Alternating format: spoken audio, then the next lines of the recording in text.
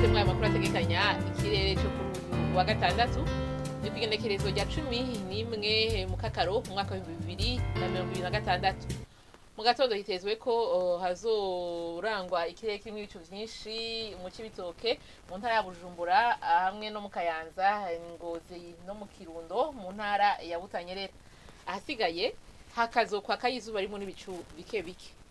Ahazoba hakanye gusumba ahandi azoba ari ibururi mu ntara ya Burunga, aho ibipimo by'ubushuhe vyaho bizoba bigera kuri degrees Celsius 13.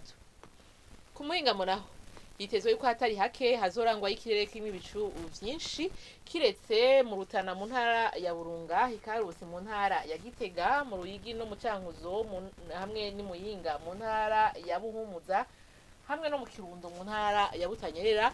Hitezweyo izuba ririmo n'ibicu bike bike. Hazoba hashushe gusumba ahandi mu Kibitoke, aho ibipimo by'ubushuhe vyaho bizoba bigera kuri degrees Celsius 33.